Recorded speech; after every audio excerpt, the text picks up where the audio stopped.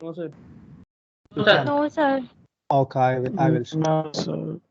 Okay. Yeah. Can you see now?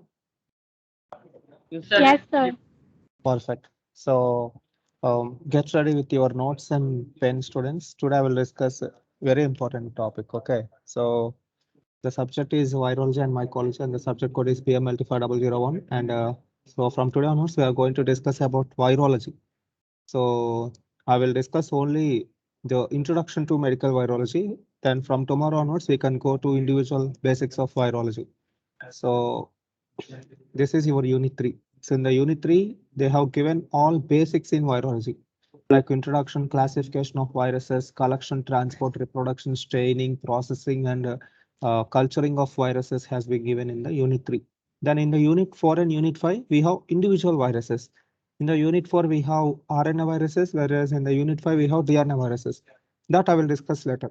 So in the third unit, we will discuss about the basics in virology. And remember, students, whatever basics I'm going to discuss in the third unit are very important for studying each and every virus. Fourth and fifth unit is completely dependent on this third unit actually. No matter whatever virus it is, in all viruses have the same basic properties. All viruses will have similar morphology, similar staining techniques, similar culturing techniques, similar reproduction, similar vaccines. So understanding the basics in virology is very much important. So kindly pay utmost attention to the basics in virology. Okay. Unless and until if you are not clear in the basics of virology, it will be really challenging or it will be really confusing for you to discuss or to learn individual viruses. So try to get a proper grip on the basics first. If you are good at basics, then everything will be very easy. Okay. So coming to the basics in virology. So in this, I will discuss classification, introduction, and a few more important things of virus. So without any delay, I will start the lecture. So are you following me, students? Yes, sir. Yes, sir. Yeah. Yes, sir. Yes, sir. Okay. So fine, Yes, sir. students. Perfect. Now I will start with the evolution itself. So in the theory of evolution, Charles Darwin or scientists has categorized the living organisms into three types. Okay. So if you see any evolutionary chart, you will find three types of animals or living organisms. One will be bacteria, which is prokaryotic organisms. And there is another branch of bacteria called archaea. Archaea is a type of bacteria that can able to survive in harsh conditions. They can able to survive in super hot water, very cold icebergs, or they can also live in acidic environments or alkaline environments. So both archaea and bacteria are prokaryotes. That means they are simple living organisms. Those include bacteria mostly. Okay. Then we have eukaryotes. In the eukaryotes, we have four different animal kingdoms. We have protista, that means single cell organisms, eukaryotic organisms like paramecium, amoeba. Then you have fungi, where we discussed all types of fungi like basilospores, zygomycetes, ascomycetes. So we have fungi. Then we have animals. Animals, we have all types of animals. You know that animals means including birds, mammals, everything, fishes. Then you have plants. Okay. So this is the broad basic classification of evolution. This is how the living organisms has been classified on the planet Earth. We have bacteria, we have archaea, and we have eukaryotes. Eukaryotes include protista, fungi, animals, and plants. Okay. This is what Charles Darwin has given, or this is what we came to know about the living life on the planet Earth. If you see this one, why I'm emphasizing on this classification? Because there is no involvement of viruses in the classification of life. No, not even one scientist has discussed about viruses as a living organism in the tree of life. This is something really peculiar about viruses. Believe it or not, students, we were really confused to place viruses in the tree of life. We don't know whether we need to categorize virus as a living organism or not. scientists have struggled a lot to understand these viruses. The problem is viruses involvement has been recently discovered. Recently, we came to know that there is something called viruses, but challenging is where to fit viruses in the tree of life is the real challenging question. Okay, so I will continue further.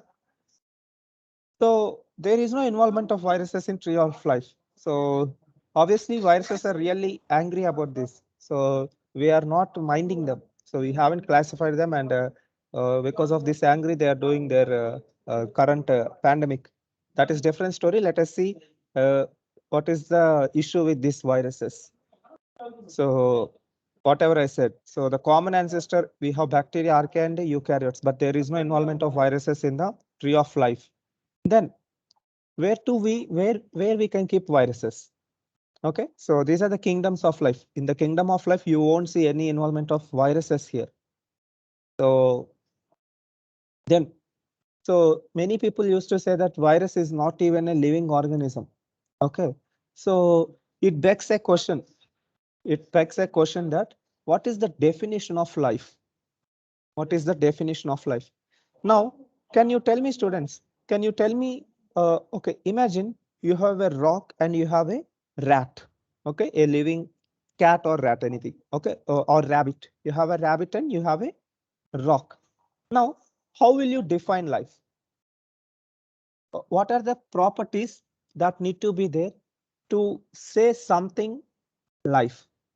Can you give some examples, students? How will you differentiate a rock from a living organism? Any properties? Living organ, growth, reproduction. They require nutrients, sir. very good. Growth, reproduction, nutrients. So only living organism will grow. Nutrients. Only living organism will grow, and only living organism will obtain the nutrients. Very good. Any other properties of living organisms? Movement. Movement. Very good. Very good. Movement. Living organisms will have movement. Even for trees, trees will move, but it will be a slow movement. But still, trees also move. Very good. Movement. Then living organisms can able to metabolize the food. They will have energy production. They will metabolize. Metabolic activities is a characteristic feature for a living organism or something who is alive. Okay, so metabolism is one factor. Then you have other factors like excretion. Only living organisms can excrete, and living organisms will be complex in the symmetry at their molecular level or at the cellular level. They will be complicated. If you take a rock, it will be a repetition of crystals in a rock, but that won't be the case for a living organism. Living organism will be a complicated architecture will be there. Okay, arrangements. So these are few properties of living organisms. So they can take energy, they can get rid of waste, they can develop, they can respond to stimuli, they can able to move, they can able to evolve slowly through time, right? So these are the characteristics of life. Then, believe it or not, students, virus cannot grow. Virus cannot excrete. Virus cannot take any food. Virus cannot have any metabolism. Virus cannot obtain energy. Virus cannot do any basic life organisms doing properties. That is why we didn't categorize virus as a living organism, because virus not showing the basic properties of a life, the basic properties of a living organism. If that is the case, but still why we are keeping virus as a biological agent? Why we are considering virus as a biological agent?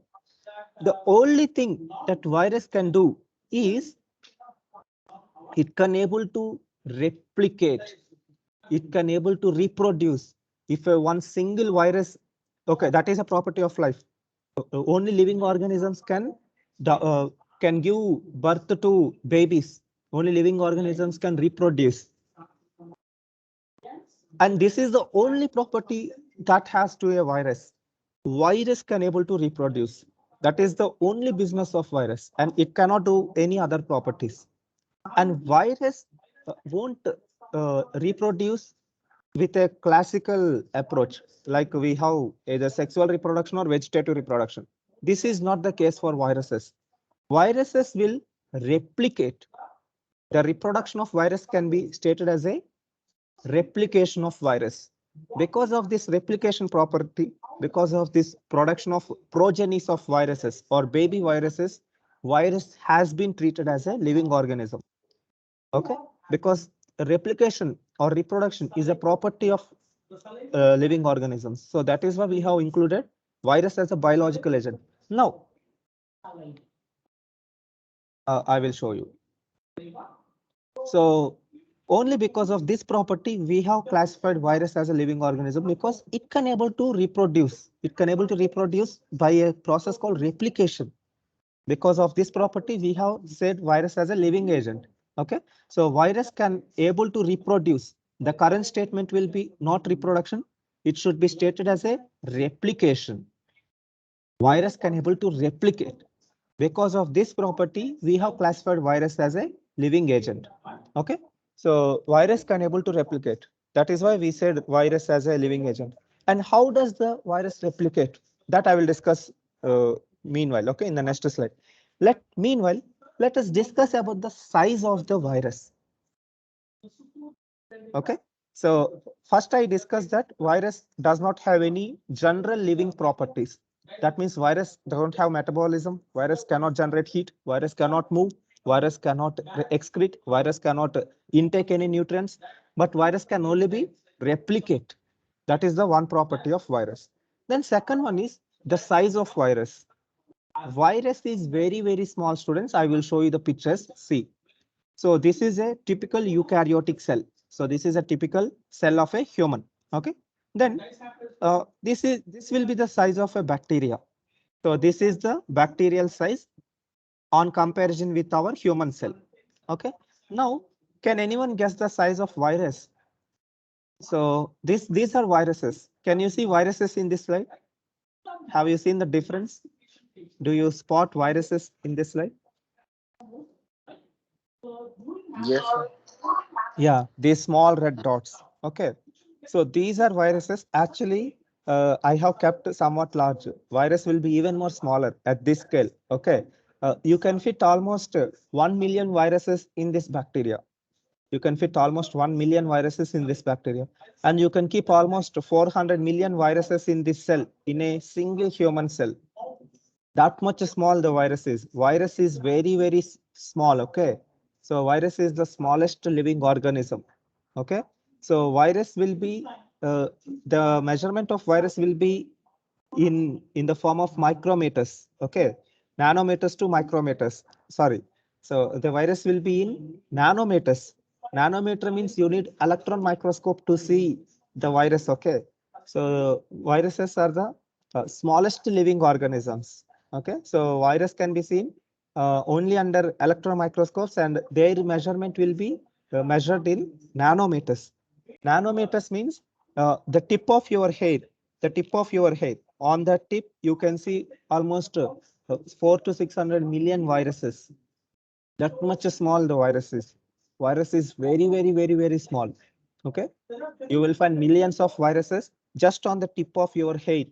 That much small. So viruses measured in nanometers. And for observing virus directly under microscope, you need a specialized microscope called electron microscope. So you need electron microscope to visualize the virus under microscope. Okay, so this is a classical electron microscope. Okay, this is how an electron microscope looks like. And this electron microscope need to be keep in a room where there should not be any vibrations. Even tiniest vibration can result in blurry image of virus. This equipment need to be keep in vibration proof room, and that room, the cost of this electron microscope will be around the starting price in the in India. Electron microscope starting price is around 130 lakhs per unit. So now you can understand how much complicated this microscope is. So the starting price of electron microscope in India, scanning electron microscope is 130 lakhs. So now you can understand how much complicated, right? So we cannot keep these electron microscopes in our regular laboratories. It is expensive. It will be only available in research purposes, but not in a regular clinical laboratories. That means we cannot observe virus with a normal microscope. We cannot observe the morphology of virus by usage of a normal microscopes in the laboratory. That means we need advanced microscopes for observing the morphology of virus. If that is the case, we should able to develop alternative techniques to detect the viruses in the lab, because we cannot afford for 1 crore equipment in the lab. We cannot invest 100 lakhs for a single microscope. Then we should develop techniques to detect virus indirectly. We can take the help of serology, where we can develop specific antibodies or antigens, or we can take other approaches to detect the viruses. Those approaches I will discuss later. Okay, we have plenty of indirect techniques to identify the viruses, and that is the easiest and most efficient way of detection of viruses. Rather than going for electron microscope, we have many very good indirect measurements of viruses that I will discuss. Okay, indirect techniques to detect the viruses. The problem is the size actually. Virus is very, very small and it will, we cannot directly observe the viruses. Okay. Then other one is how the virus will replicate, how the virus will reproduce is a entirely different story. And it is really interesting story, I can say. So I can say viruses as like a biological hackers. Virus is a biological hacker. So what is what I mean? What I mean by biological hacker? Okay. So imagine students, are you following me by the way, everyone? Yes, sir. Yes, sir. Yes, sir. Yes, sir. Perfect. Yes. So just yes, please listen my analogy properly. Then you will understand how the virus works. See, student, mm, we have a well-established industry. Okay. So the industry is a cell phone making industry. It's a cell phone making plant. Okay. It's an industry where they are making cell phones. And what type of cell phone means? It is iPhone. So they are making iPhone in a industry, in a very big, huge complex. So for making that Apple iPhone, no, sir. Okay. So to make that Apple iPhone, they have a machinery. They have many robots to make the Apple phone. And they will have their code, they will have their software which will be feed into the computer, so the computer will execute the process of the industry. So first I will give a blueprint to the computer. Okay, I will give software saying the instructions to make a iPhone. Now the robots will start assembling the parts to make an iPhone. They will keep the display, they will keep camera, everything, all the speakers, motherboard, and they will make a iPhone. So this is an entire system. This is an entire industry where an Apple iPhone was made. Okay, now we know how a phone is made in an industry. They have a well-established, very costliest industry with all the requirements that needed to make a small phone.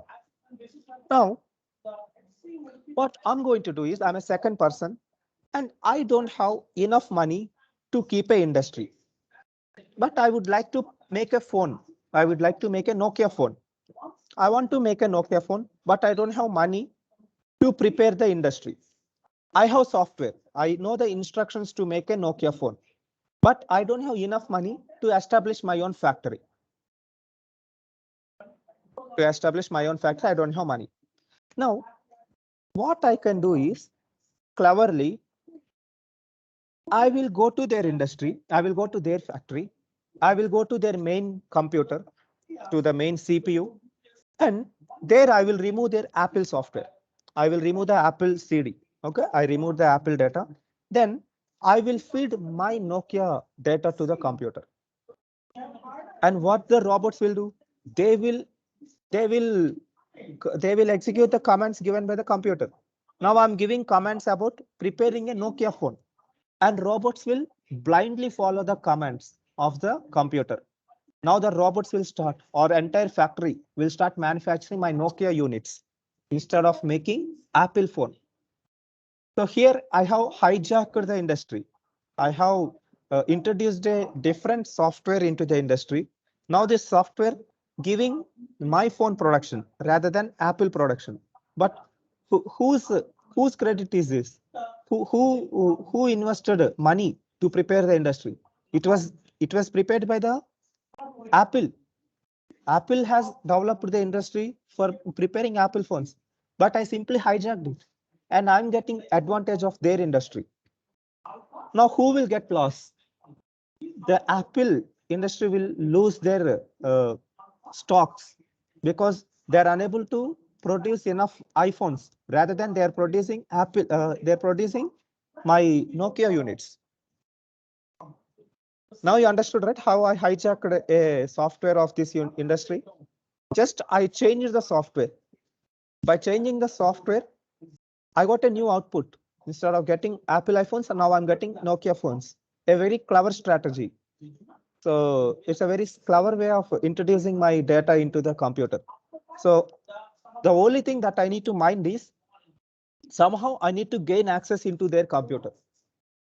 How can I gain access? Maybe I will change my ID card. Maybe I will transplant my face. Somehow I will make them trust me. I will camouflage them. I will pretend like I'm an Apple worker, and I will go to their industry and I will start doing my mischief things. I will start preparing my Nokia phones out of their industry. Okay. Similarly, the same thing happens with viruses. What they will do is viruses are of two types. Either they will have DNA or RNA. Now, what a virus will do is we know that we have a cell and we know how our cell works. In our cell, we have a nucleus. In the nucleus, we have DNA. Now, if the cell want to prepare hemoglobin protein, the nucleus, the DNA will come outside as a transfer RNA. This RNA will go to the ribosomes, and ribosomes will start preparing the hemoglobin protein. Ribosomes will prepare hemoglobin protein.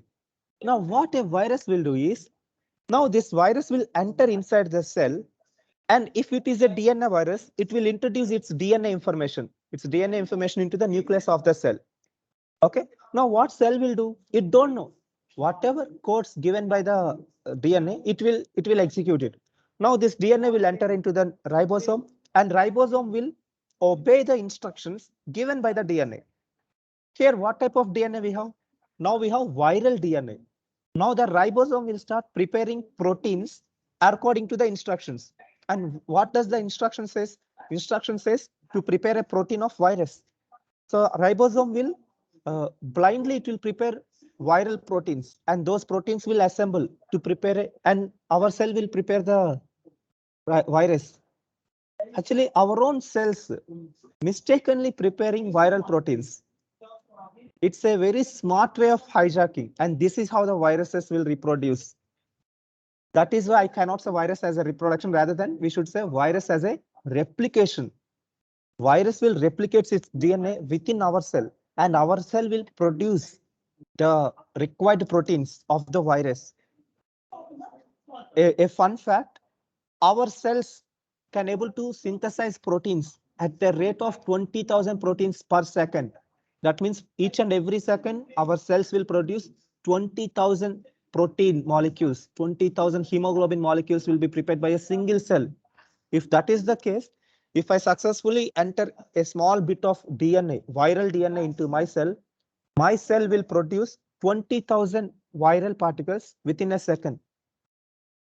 And these 20,000 viral particles will start attacking individual cells in the body. And each cell will start producing 20,000 viral particles per second.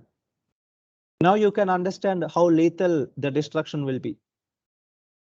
So now what happened is, instead of preparing our own proteins by ourselves, now the cells obeying the rules or the guidelines given by the virus, and cell will die eventually, because since it is not doing the the vital programming, vital things like preparation of important proteins. Now it's preparing viral proteins. So cells will die. And that is how viruses will replicate in our body. If it is a DNA virus, then it will introduce DNA into the nucleus of the cell. If it is an RNA virus, the things will be really easy for RNA virus. RNA virus, all it need to do is it will enter into cell in the cytoplasm and it will release the RNA. And this RNA directly goes to the nearby ribosome and ribosome will synthesize the proteins. This is how the virus will reproduce. It will replicate in the body. Okay, that means here you need to understand one thing. Virus requires a living cell for its survival. Virus requires a living cell for its replication. Virus cannot replicate itself. Virus must require a living cell to replicate its DNA. Do you got my point? Without living cell, virus cannot live. Without living, if there is no living cell, a virus cannot live. It requires a computer. It requires a machinery where they will synthesize viral proteins. So always viruses need a living organism for their infection. By this small definition, you can understand that we cannot grow virus in a nutrient agar media. Because in the nutrient agar media, you won't find any cells. Virus require living cells for its growth, for its reproduction. So virus must require a living cell for its replication. Do you got my point or not, students?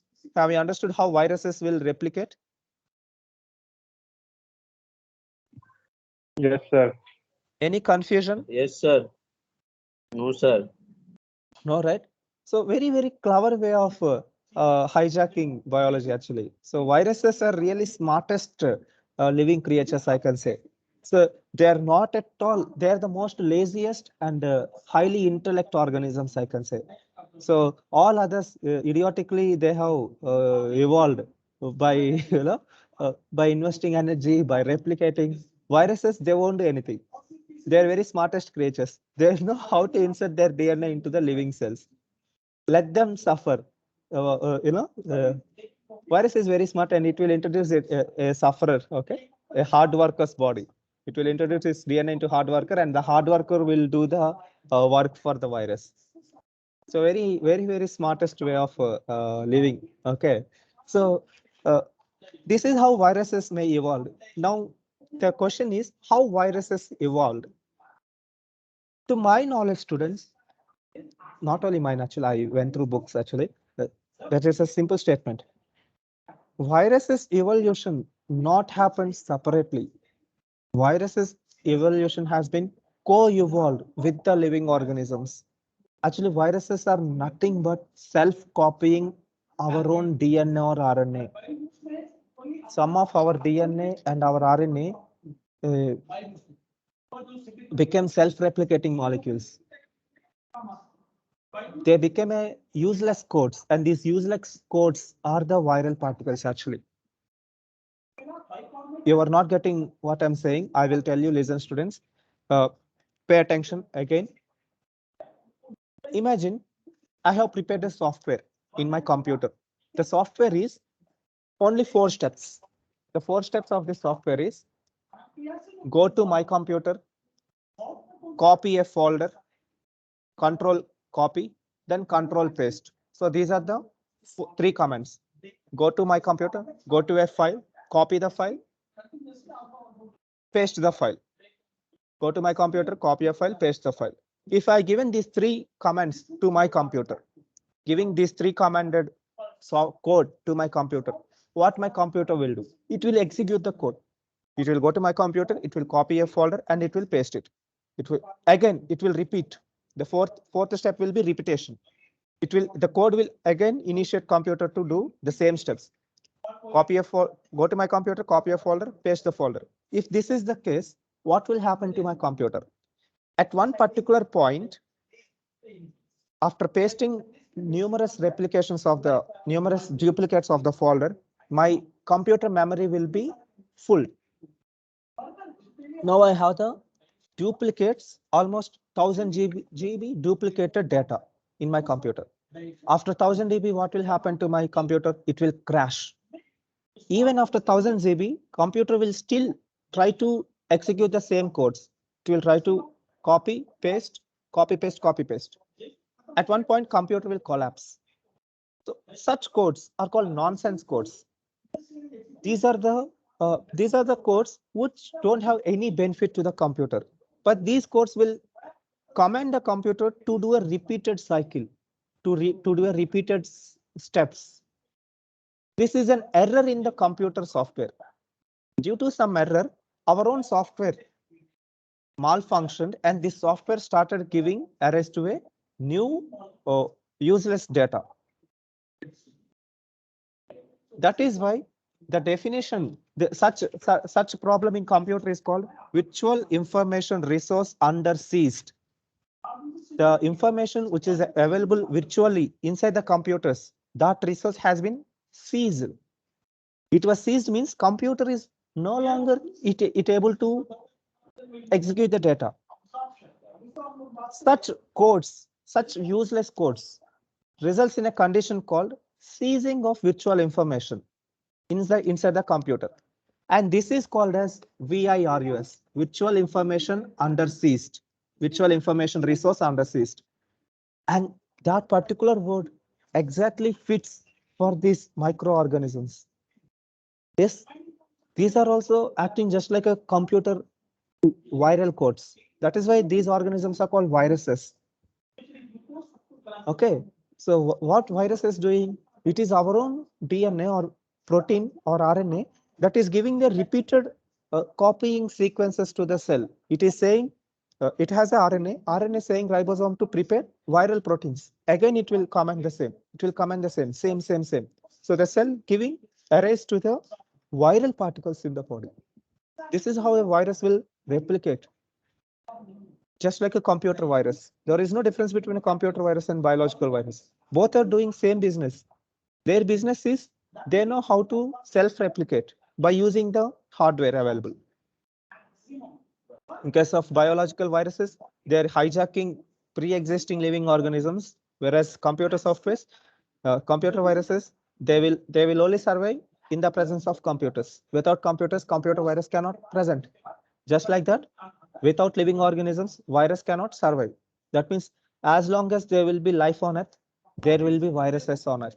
We cannot get rid from viruses because virus machinery is within our own genes, within our own biological sequences. We can say it is a loophole in our machinery. It is our weak spot in our metabolic pathways. And that weak spot has been cleverly utilized by the viruses. They know how to smartly escape from immune attacks. They know how to smartly enter inside a cell. And other interesting thing is how they will escape immune system means virus will go directly inside the cell. Usually antibodies or antigens will present outside the cell. Our immune system can only track the organisms that present outside the cells. But our body don't have the mechanism of tracking organisms that are present inside the cell. And viruses always hide inside the cell. That is why it will be really challenging to cure viruses because viruses present inside the cell. And second problem with viruses is viral DNA is embedded in our own DNA. Viral DNA or viral RNA present inside our cells. So if you are targeting any drug to kill the virus, literally you are targeting our own cell because the viral DNA present inside the cell. In order to enter inside the cell, you must cue a drug that will introduce into cell. And in the cell, you have two types of DNA, viral DNA and our DNA. And there is no difference between viral and our DNA. Both of us have same base pairs, ATGC, nucleotides. So these viral drugs can also destroy our own cellular DNA. That is why viral drugs have many side effects. You should not take any viral drugs without doctor's prescription. And that is why it is really tough to treat a viral diseases. The problem is we need to develop tablets that will target our own cells because virus present inside the cell. So these are interesting things about virology, viruses in general. This is why it is really tough to cure a viral diseases. Is everyone clear until now how viruses are working? Yes, sir. Yes. Okay. Now I will show you the replication of virus here. So as I said, in a normal cell, we have a nucleus. In the nucleus, we have DNA. This DNA will produce an RNA. This RNA will enter into ribosomes, and ribosomes will make the proteins. So this is the normal mechanism of a cell. Okay, we have a DNA. DNA will make RNA. RNA will make proteins. Now, what viruses will do? Okay, we have DNA. DNA will make RNA. RNA will make protein. Okay. So the cells can able to produce almost 2000 antibodies per second or 2000 proteins per second. This is the rate of production of proteins by a normal cell of a human body. Now, the same thing happens to a virus. If you keep a viral DNA in the nucleus, the viral DNA will convert to RNA, and RNA will make proteins, and these proteins will be viral proteins. Okay, so this is how a virus will replicate inside a living cell. Now let us see the viral replication in detail. How does a virus smartly hijacking a living cell? What are the exact steps of this assembly? What is the steps of replication of a virus? That I will discuss now. Okay, so the steps including, first, the virus will attach itself to the living cell. So this will be the first step. This step is called attachment. In case of HIV, HIV will attach to our cell by a receptor called CCRX5, CXCR and CCRX5. With the help of these two proteins, virus will attach to the cell. So cells will have CXCR and CCR5. This HIV virus will specifically attach to a specific cell. By the way, students, I forgot to tell another important thing. Viruses are evolved to target only a particular cell. Viruses cannot infect all types of cell. That is not at all possible. In my previous story, I said I know the procedure how they are doing a Apple iPhone. Now after knowing complete Apple production unit, I hijacked their unit by keeping similar software to their computer. Similarly, viruses are very specific at their targets. Liver virus can only infect liver cells because it has evolved to cheat a liver cell. A pancreatic virus can only attack pancreas. A skin virus can only attack skin. A brain virus can only attack brain, because that is how these viruses are evolved. That is how these viruses are gained knowledge to attack their cells. So viruses are always cellular specific and species specific. Viruses are always species specific. Human viruses only infect humans. Cow viruses only infect cows. There are very rare circumstances where a different animal virus will infect other animals. That is due to mutations that I will discuss later. But as of now, just remember that viruses are specific at their hosts. They will specifically target the host because that is how they are evolved. That is how they mastered the technique of replicating in a host cell. So by this, I'm telling the replication again. So first one will be attachment. So first a virus will attach to the cell. Then after attachment, virus will penetrate into the cell. It will penetrate into the cell. When it is penetrating, it will keep a cover of the cellular membrane.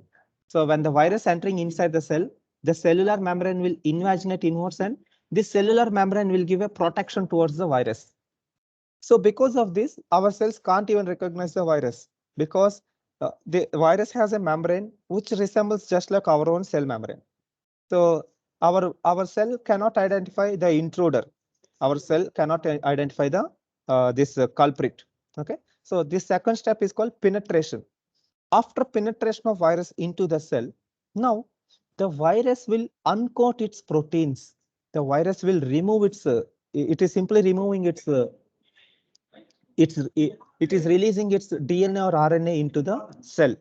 This is called uncoating of virus. Now the virus has been uncoated. That means virus removed its RNA or DNA into the cell. After uncoating, now if it is a DNA, this DNA will migrate to nucleus. If it is an RNA, it will stay in the cytoplasm. And these DNA will undergo replication. It will undergo for replication. This is called biosynthesis. That means this DNA will convert to protein, or this RNA will convert to protein. Okay, so conversion of DNA to proteins or RNA to proteins is called biosynthesis. In case of RNA virus, it will be in the cytoplasm. If it is a DNA virus, it will be in the nucleus of the cell. Okay, so after biosynthesis, after preparation of these proteins, now these proteins, the prepared proteins will assemble. It prepared the proteins. These proteins will assemble to make a baby viral particles. Those baby viral particles are called virions. Okay. Now these virions will be assembled within the cell. Then at one particular point, these viruses will come outside. They will be released. Their release will be of two types.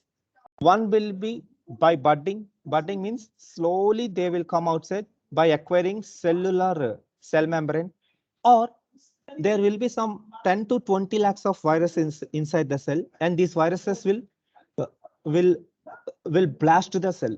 They will completely blast the cell wall and they will come like a villains out of the cell. And such kind of release is called lytic release. Lytic release and budding release. Budding release means slowly they will come outside with cellular cell membrane, whereas lytic release means they will burst the cell and they will come outside.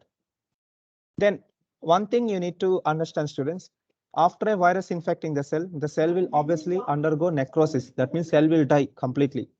So viruses will cause irreversible cell damage. Cells cannot recover after viral attack. The cells will be die forever. If it is a hepatic virus, then this virus will cause it will replicate inside the liver cells, and liver cells will undergo necrosis.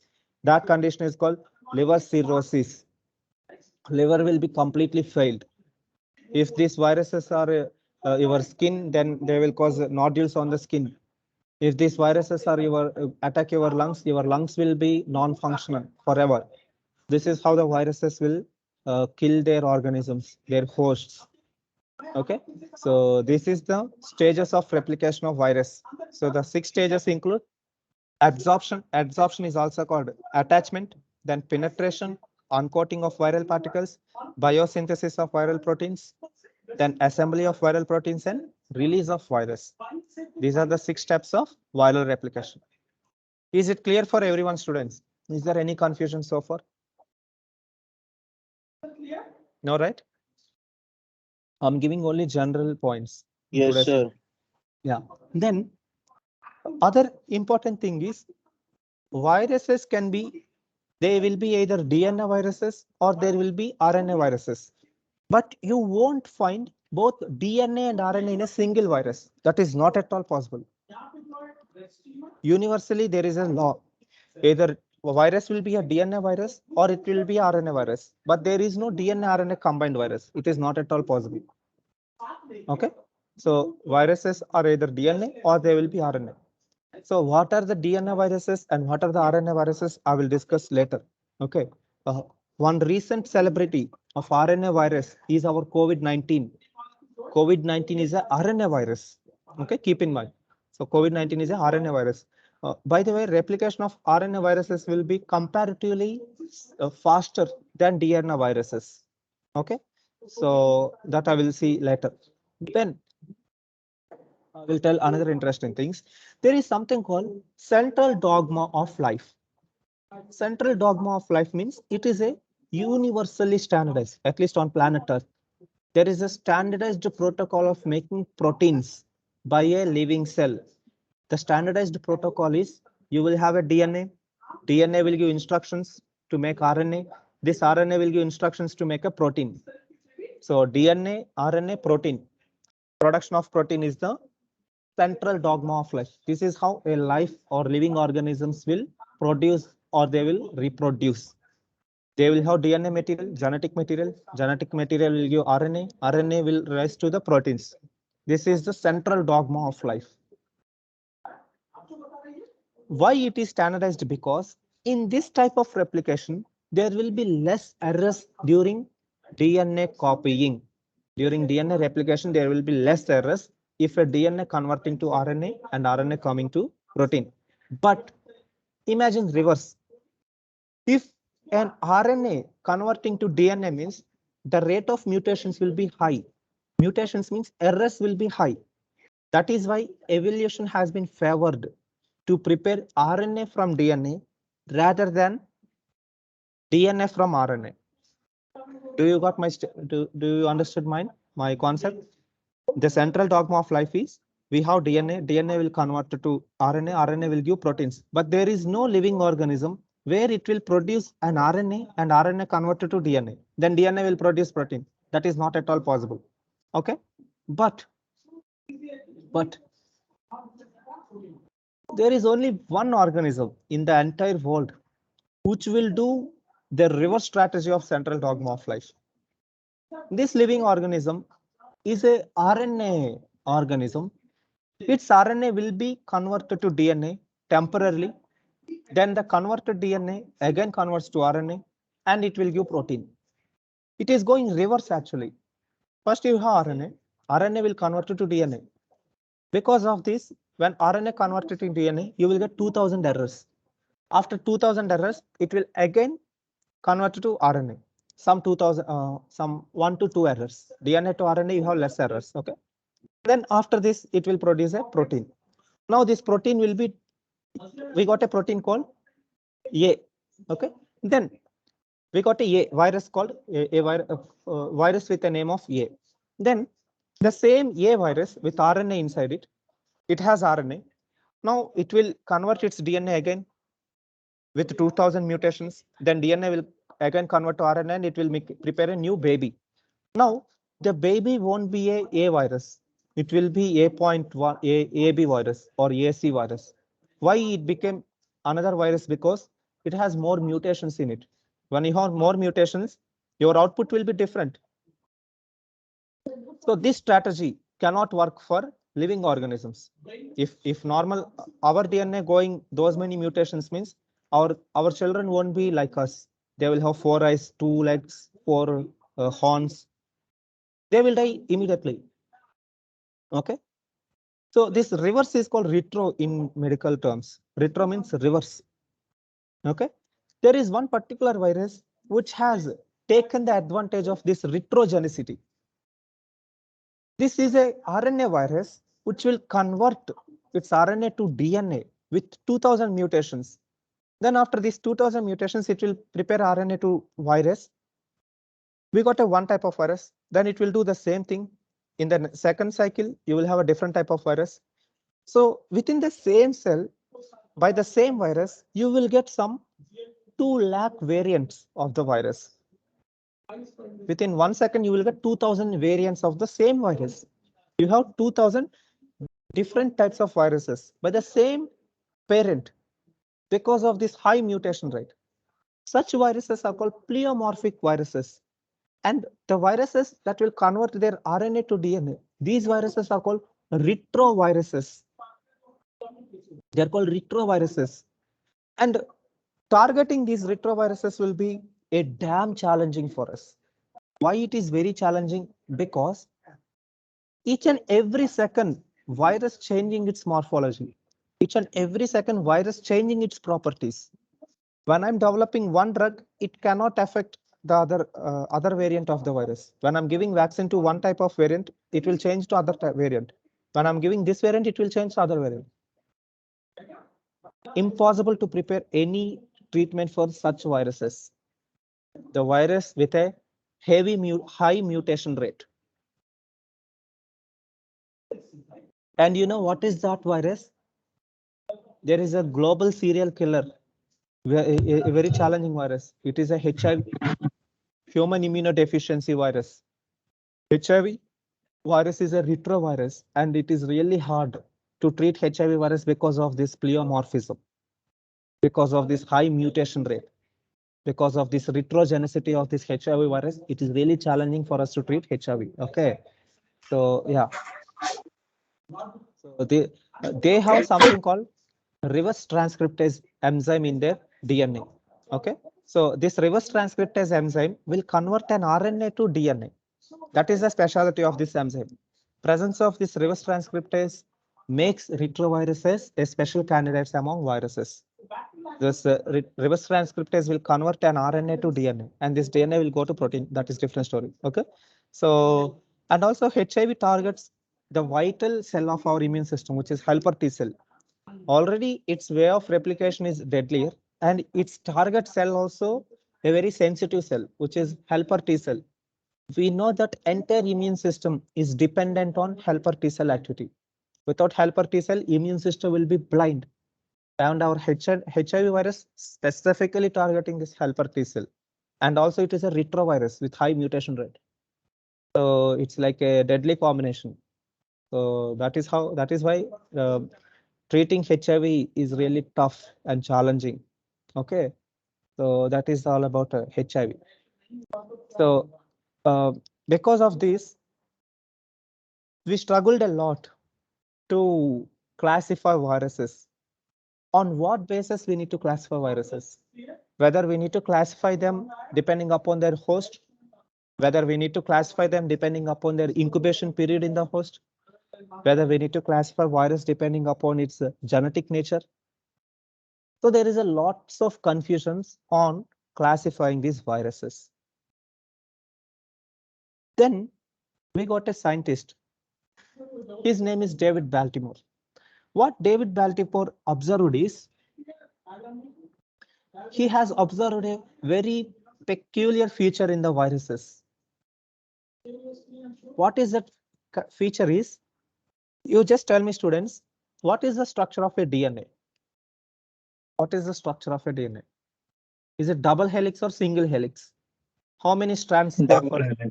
Double helix, right? Then what will be the structure? Yes, double helix. DNA has a double helix. And what is the structure of a RNA?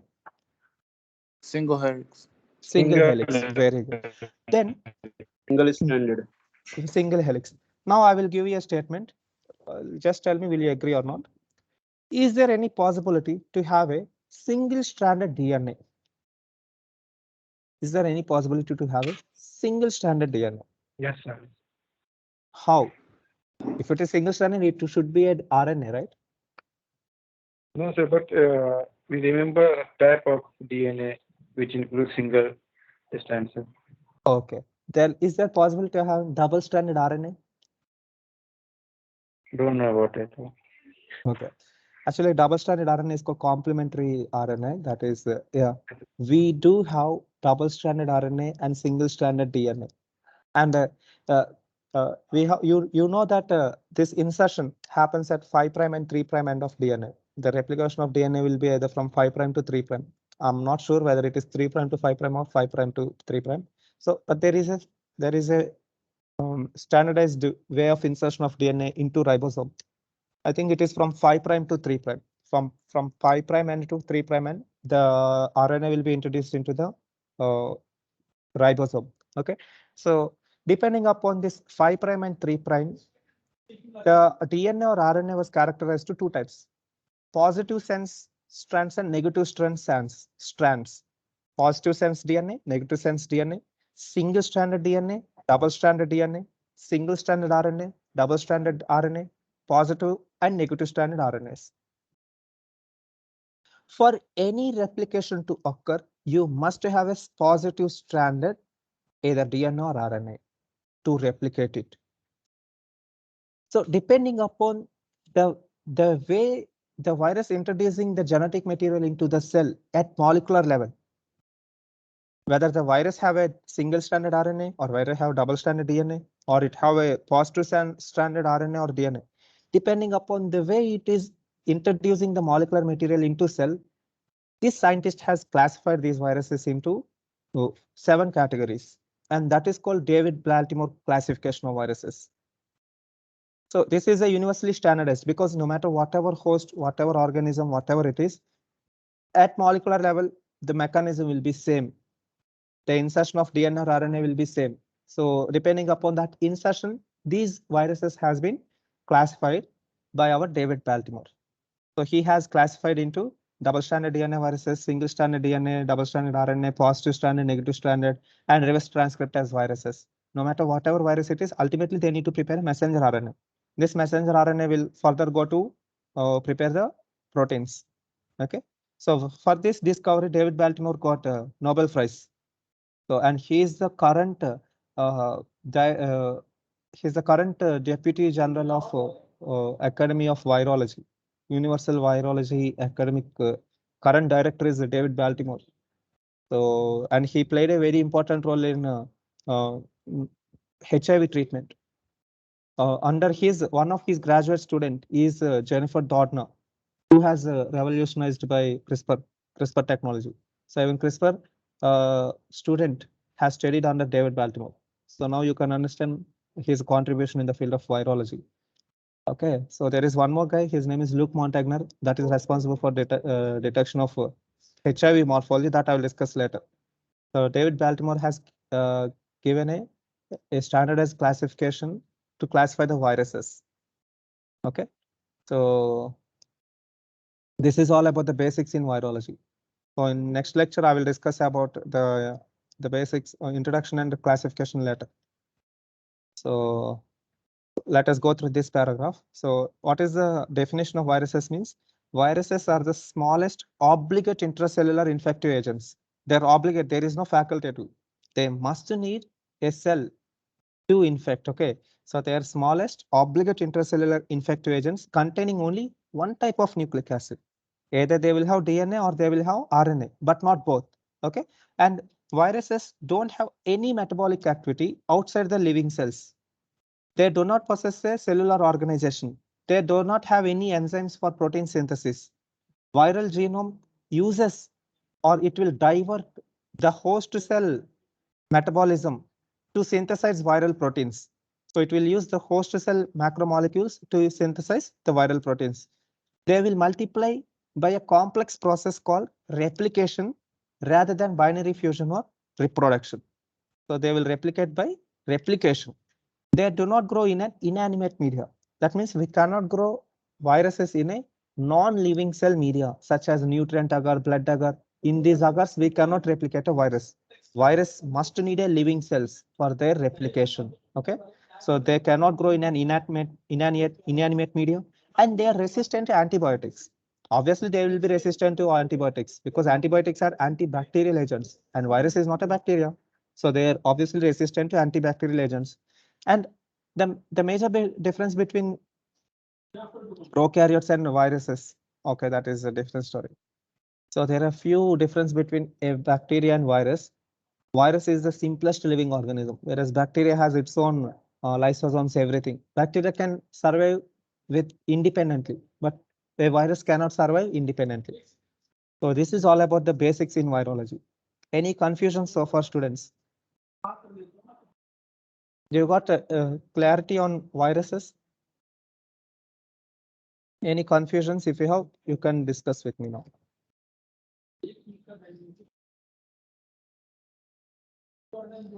Okay, in our future classes, you will, if you have any confusions, that will be cleared. Okay, so we'll meet you in the next class. Thank you very much. Can I end this session?